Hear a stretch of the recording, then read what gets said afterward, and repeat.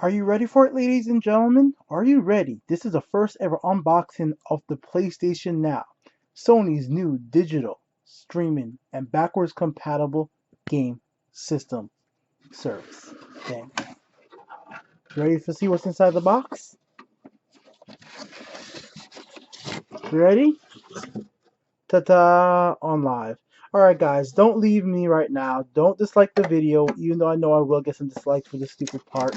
Stick with me. I got some really cool points to say about PlayStation Now, and I have some video featuring on live and what I think about the future of PlayStation Now. Just stick with me to the end of the video, and I'll give you guys my points and my thoughts of the system that will be coming from Sony for PlayStation Now in the coming months. I think it's a cool idea, and it has a lot to do on live as well and Gaikai overall. So there's a reason I have a brand new on live game console still wrapped up, and I'm gonna explain that real soon.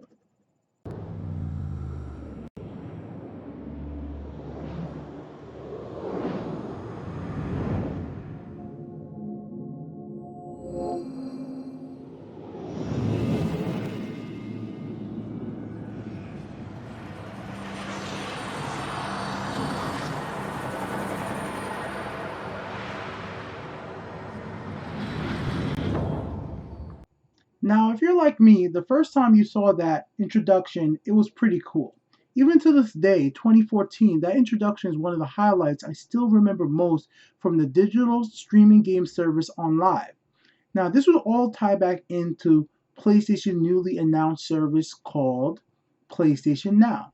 But let's take a look at some features that OnLive had and how they relate to what will happen later this year with PlayStation Now. Now, this was a really cool thing that you were able to do in PlayStation Now. It was kind of PlayStation Now in OnLive. It was able to jump right ahead into a friend's game and see what they're playing or just random people. This is a new feature that you have right now on the Xbox Live for Xbox One, and on the PS4 you have it for the Twitch streaming. You will jump into somebody you know or any random person and just watch them play games. The first time I saw this screen on live, being able to have an annotated, basically a GIF type of profile where you have video clips saved, you have a moving icon. To me, back in 2010, when I first signed up for OnLive, this was a feature of gaming. Being able to have videos, clips of stuff that you play for your video game system all in one place and be able to see what your friends are playing instantly. I bought into the hype. I was really ready for this type of gaming generation. Now, the question is, what will PlayStation Now bring to the table? Will it be a big change for how we play games, how we have interact with backwards compatibility going forward for future generation? And I think the answer to that is yes. Because if we're here to ask the question, does PlayStation Now work? Does Gaikai work? Does online work? Well, the answer is yes. It worked back in 2010 when I used it. It worked today when I loaded up on live on my PC for the first time in over probably 6 months and try to play a game. It works perfectly fine. Yes, there's probably a few millisecond delay, but it was not enough hindrance for me to go ahead and jump into a game of Homefront. I was able to jump into the game, snipe somebody, jump out, went to a game of Metro, tried some Metro out, it worked perfectly fine, and moved on from there.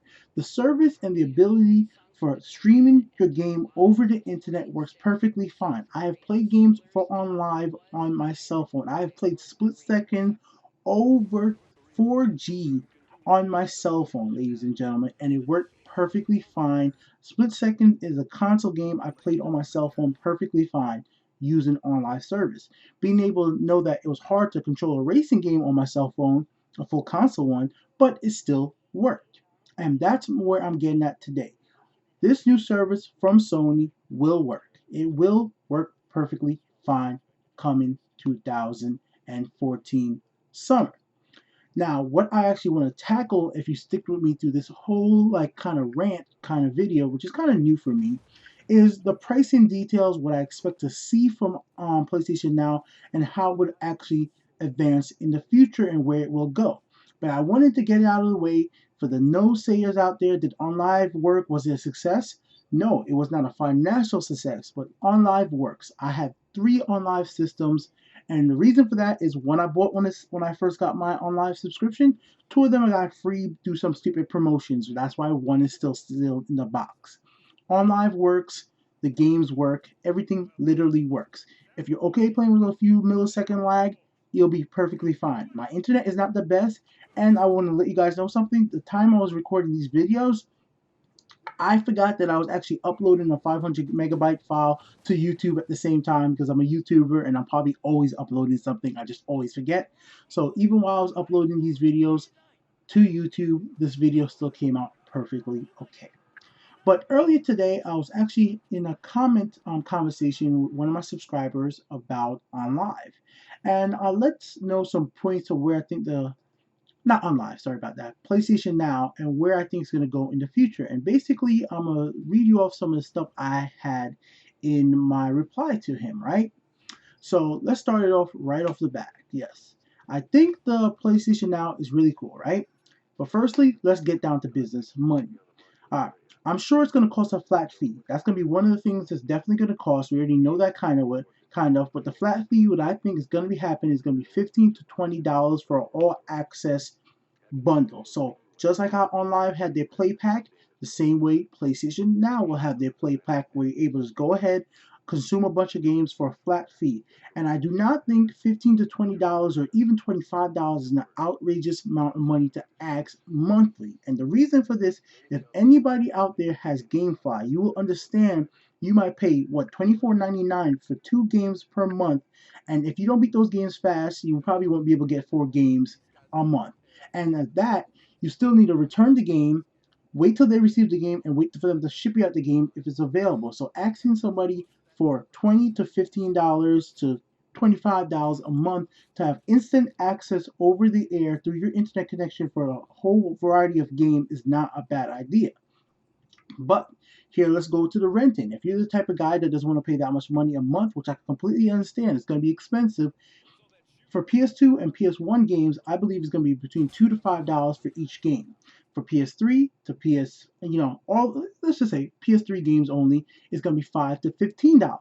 And the reason I think it's going to be that specifically expensive just to rent these games for a short amount of time is because they're going to try to encourage you to definitely go ahead and get the full plan. They want you to be in a plan where you're paying them monthly, so they're going to overcharge you on the month to month, not on the rental to rental basis. That's the same exact way that OnLive does it. And I see Sony doing the same thing.